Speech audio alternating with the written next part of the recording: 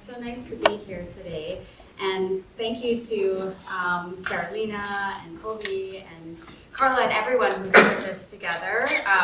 When Carolina approached me about this, she said it's about Kuleana and community, and how could I say no? So what we've got planned, so I'll do a little bit of introduction so you know a little bit more about me. That was a very nice introduction with Colby, but I want to tell you a little bit more about who I am, and then we'll dive into childhood anxiety.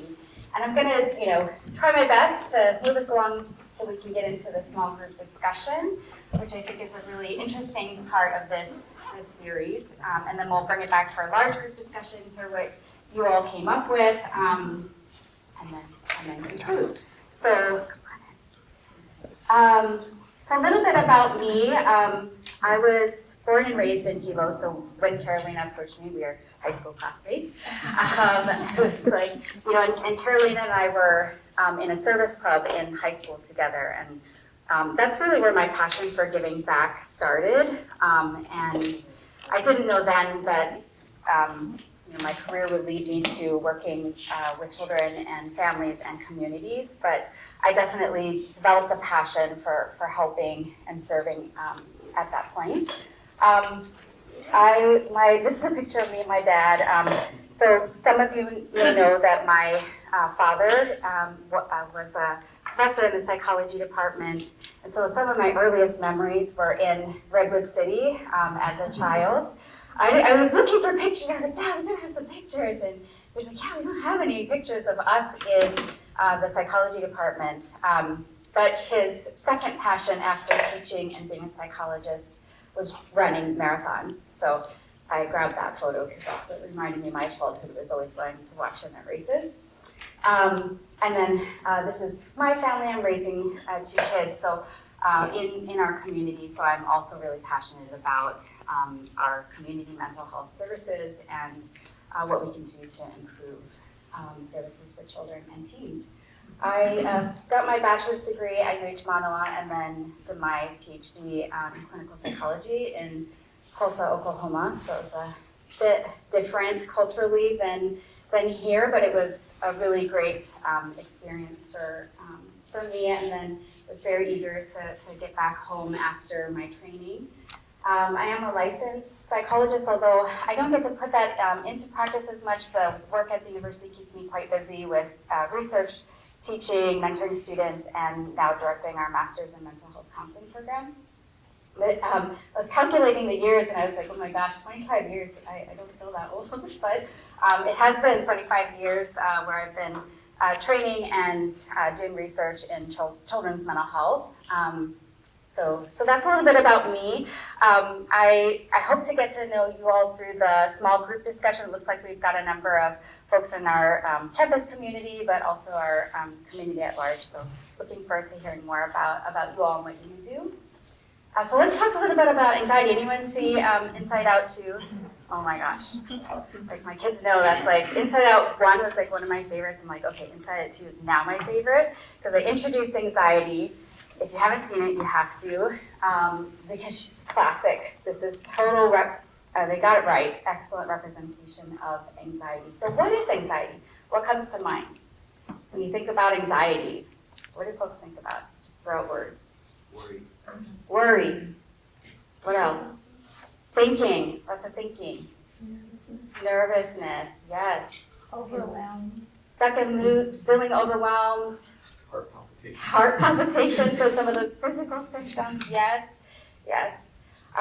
So that's anxiety. And anxiety is this kind of negative mood state that's characterized by apprehension, by tension, and it tends to be future. I'll get to the normal part about it in a second, but it's future oriented. So it's a lot of, and what you all said, it's like that worry, thinking, kind of anticipating something that's going to happen in the future. And it's actually kind of normal. We all experience anxiety, and it can actually be helpful, right? It helps us to meet deadlines. It helps us to be socially appropriate. Maybe we can think about people who might benefit from a little more anxiety, right? But it's something that's evolutionary. It actually helps keep us safe. But on the flip side, it can lead to challenges. So we'll get to that in a second. Anxiety is a little bit different than fear. Fear tends to be more present-oriented. It's kind of triggers alarm when there's like current danger. So certain things might trigger, like, oh gosh, I need to be careful about whatever. So personal thing that happened yesterday, I was dropping my kids off at school, and all of a sudden I'm like, why are there like 10 police cars at her school and all these police officers during the drop-off? I was like, oh my gosh, what's happening? And I turned to my daughter, like, what's happening? She's like, oh, you didn't see the social media post about the guy who's gonna like bring, gang to the school? I was like, no, what? That's fear. I was like, I'm afraid right now for my daughter's safety. And then she's like, but it's fine, Mom. It was probably just a rumor. I was like, it's fine. So she got out of the car and I'm leaving, and then I started, then the anxiety set in, is the worry and the like, what? I just left her at the school. Is she gonna be safe? Like, what? How would I get to her if I couldn't? So I'm like doing some self-talk. It's gonna be okay. Well, here at the school, surely let us know what's going on. And sure enough, they did a little later, but that's that. Okay, so some things that you guys mentioned, right? It's the thoughts. It's the thoughts that something bad might happen. It's maybe scary images. So younger kids and adults, you can have these images that sometimes you think about like verbal thoughts, but there's also images that you can have with anxiety. Worry about looking foolish. When I was a kid, it was like, don't, well, that's so shame. I don't want to be like, embarrassed. Like, they wouldn't use those words, but shame in front of others. Maybe have a difficult time concentrating. Some people have thoughts about contamination. There's also the physical symptoms. So we heard heart palpitations. There's can be nausea, stomach upset. So some kids who are referred for anxiety, they end up in the nurse's office a lot because I have a stomach ache, I don't feel good, I have a headache, I feel dizzy, I need to sit down. I'm sweating, blushing, all of those kind of physical symptoms are associated with anxiety and fear. And then there's behavioral signs too of anxiety. So fidgeting, biting nails, and then it can go up to kind of more extreme behaviors. So some kids who are really, really anxious of things will engage in escape or avoidance behaviors, and sometimes that looks like screaming, or I had a child that we treated once who was like so anxious and his mom was trying to grab him to, you've got to get out of the car to go to this session, and he's like tearing up the car, the seat of the car because he was so afraid and so anxious. So it can look kind of extreme, the behaviors that we see with anxiety. And at that point, people are thinking, well, maybe is that anxiety? Is it something else? And certainly, anxiety can lead to other challenges. What about how anxiety looks throughout development?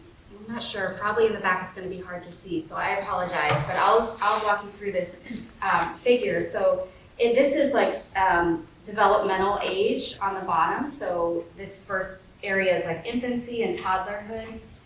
And we can see the common types of normative fears, meaning these are things that all children experience. Stranger anxiety, being shy with new people. This is like infancy, toddlerhood, separation. So if anyone's had a child and had to drop them off first time at daycare or preschool, that's really normal to be anxious about separating from primary caregiver.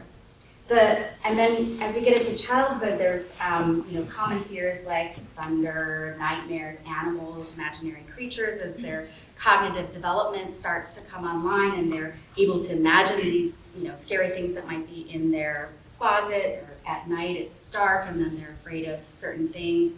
My brother and I used to get really scared, because we had this really long hallway, and if it was like dark and no parent was there, we'd run to the back of the house, right? It's like something might get me. And then as we get to school age, we're seeing kind of more fears like germs, getting ill, traumatic events, harm to self or others, school anxiety and performance anxiety. And then when we move into adolescence, we're talking about things like social fears with peers and getting embarrassed or having kind of fear of negative evaluation or peer rejection. So these are normal things that we kind of see pop up at different ages.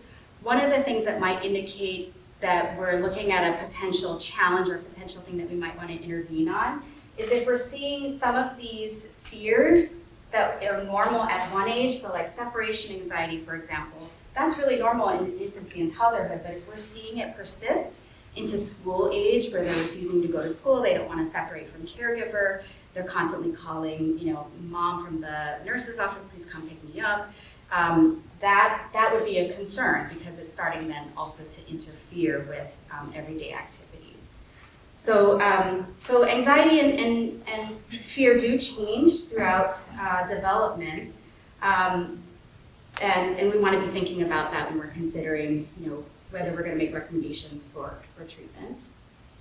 So when it becomes excessive, we talk about anxiety disorders. This is when a child is experiencing kind of a lot of distress with, and something that's making them really anxious and they're thinking about it a lot. And when it's starting to interfere with everyday activities. So they are not sleeping at night. They want to sleep in parents' bed. They are refusing to go to school. It's interfering with schoolwork. They don't want to go. They used to enjoy going to soccer practice and interacting with peers and no longer want to do that. So that's when we start to ask, is it excessive enough where it might meet criteria for an anxiety disorder? Anxiety disorders are the most common mental health problems. The epidemiological studies kind of vary a little bit, but in childhood we look at lifetime prevalence of about 6 to 10% in kids and 15 to 30% in adolescents, and 30% is about what we see in adulthood. So anxiety disorders are actually the most common type of mental health problem, but fewer than 20% receive services. So those who have a diagnosis of an anxiety disorder, fewer than 20% of those actually get mental health treatment. And that's for a variety of reasons. One of those is because of the nature of the condition. It's internal. We call them internalizers. They are suffering in silence. So sometimes they don't share what's going on and why they're afraid of it, of whatever their fear is. And then, compared to, say, other childhood disorders like attentional problems or disruptive behavior problems. And then there's a whole host of other kind of system-related reasons why children don't get enough care, shortage of mental health providers. So we could talk about that that's a whole nother talk. That's kind of what our master's program in mental health counseling is trying to do, is to increase the availability of highly trained, well-qualified mental health counselors. But then there's other challenges of getting referred and caregivers' openness to treatment and so on. Without treatment, these impairments can lead to other problems. So you could imagine if a child is refusing to go to school, how that's going to be pretty impairing if they're just missing lots and lots of days of school. They're missing out on their academics. They are then not having normal interactions with peers. Anxiety, lots of research has documented that anxiety untreated can turn into depression and even suicidal ideation, so it can lead to more serious problems. So intervention is important. And I just to show you a few of the anxiety disorders. We won't have time to really go into them today. I put these two here kind of on the side. They're related, OCD and PTSD. Technically in our DSM, they're not in the same category anymore, but they are related, and a lot of people think about them when they think about anxiety disorders. Okay, so what about the pandemic? I get this question a lot. Yes, we saw during the pandemic and shortly after, at what point do you say the pandemic is over, right? But up until I'd say 2021, 2022, we were seeing definitely doubling of depression, symptoms of depression and anxiety. I've got some ideas here about some research that supported why we think stress and anxiety and depression increased. What do you guys think? I mean, you all lived through the pandemic too. What are some things you think contributed to it? I think I saw some increased anxiety personally, but I'm also wondering if that is just a result of people having more time to talk about it, instead of being rushed in society. Now you're able to slow down and say, hey, all these things are actually stressing me out. Yeah. So then it's just a matter of the ability to communicate with the excess free time as opposed to the actual anxiety increasing? I'm just curious. Yeah, I think that's a good question, is like, could it be just more attention to it? Absolutely. What else do you guys think might have contributed to more? I think you mentioned anxiety, talking about apprehension of the future, not about everybody else, but there was a lot of apprehension about the future during that period of time. Yeah. What that was going to look like, the loved ones that we continue to celebrate holidays with. Yeah. Afterwards. Lots of future and real reasons to be worried, right? Yeah. So the other thing we found during the pandemic is that youth who are already from vulnerable groups were significantly impacted, more so than those who weren't already vulnerable. And I think that's probably across the board, not just for anxiety disorders. So what about longer term impact? I mean, we're still researching it, so we don't have all the answers right now. So this is kind of a combination of like what we know and what we're kind of guessing is going to look like. Certainly grief trauma from the loss.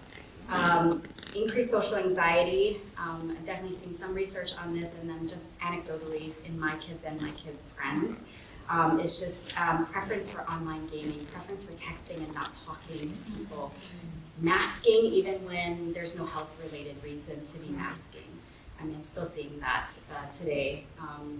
And then, loneliness, social skill deficits, in part because they lost huge periods of time where they were interacting with one another, and so they need to catch up. And so we'll kind of talk about them like the pandemic kids, like they're a little bit more delayed in some ways in picking up those social skills. We're definitely seeing academic loss and lack of engagement too with academics. And that you could kind of question, like, maybe we have too large of a focus on it. I don't know, like there's some questions like what's important in life, and connecting with your family and your friends is also really important. So should I be 100% focused on this? But there's real concern. I mean, I know the schools are really concerned about children returning to school regularly and consistently. And then, as I mentioned, excessive anxiety can definitely lead to depression and suicidal ideation, so things that we need to be attending to. Okay, so what do we do? How do we treat it? So my colleagues and I did a review, and we're actually working on another update to this. So this was published in 2016, I think. So we're definitely due for a new one. But what we did was we did a systematic review of the evidence-based literature for treatment for childhood anxiety.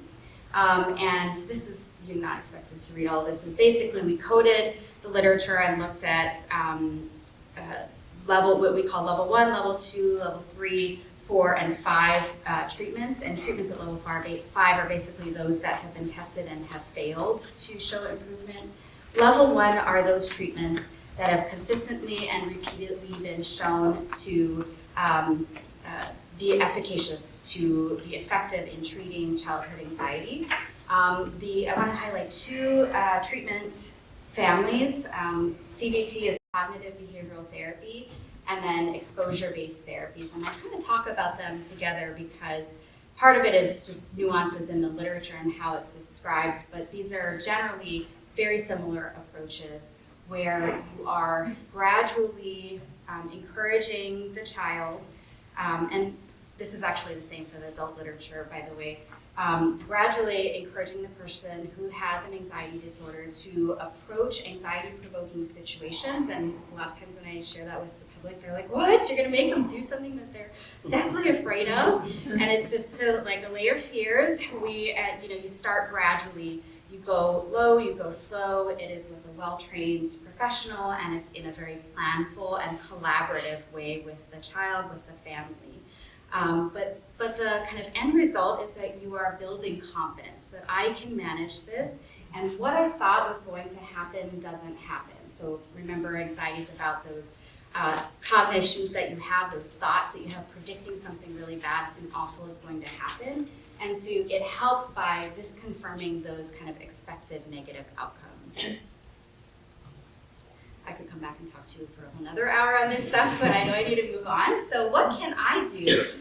So this I sure do this. This is for folks who have met criteria for an anxiety disorder. There's some folks in this literature who didn't necessarily meet diagnosis, but had clinically elevated levels of anxiety or stress. But what about if we're talking about mild anxiety, and what can I do as a parent, as a teacher, as a auntie or uncle?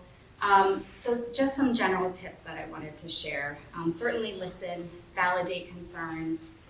Coping skills can be helpful for everyone, right? Deep breathing, I included deep breathing there, but there's mindfulness, there's muscle relaxation, there's guided imagery, things that you can do to kind of engage in quick calming when you're feeling really kind of tense and emotionally dysregulated. Regular, kind of good, healthy, physical activity, healthy diet, good sleep routine. Those are kind of really basic. They sound basic, but they're really important. And I think that's a lot of too what got disrupted during the pandemic. Honestly, we had a lot of focused online time and not as much kind of regulated routines and so forth. Promoting socialization, promoting bravery when you're feeling really anxious and afraid to try something. It's being that kind of coach and cheerleading the person. You can do this. I believe in you. And then, of course, seeking professional help as needed. So here's some resources. I want to make sure I left you with some resources before we hop into the discussion part of today. So Help Your Keiki is an excellent website. It's run by the Hawaii Department of Health, Child and Adolescent Mental Health Division. What they do is they really are targeting parents, caregivers, and consumers of youth mental health services, and helps them look at the evidence-based literature, better understand it, identify what are the common problems and how can I get help. Effective Child Therapy kind of does that, but at a national level. Hawaii Cares 988 is you may or not have heard about 988 is kind of the new 911 for mental health crises. So definitely take a look at that and make note of that if you have someone, a loved one, or we had a neighbor who we needed to use 988 for a few months ago to provide some support. And then ADAA is for anxiety and depression, kind of national organization. But I just want to provide you with a few resources.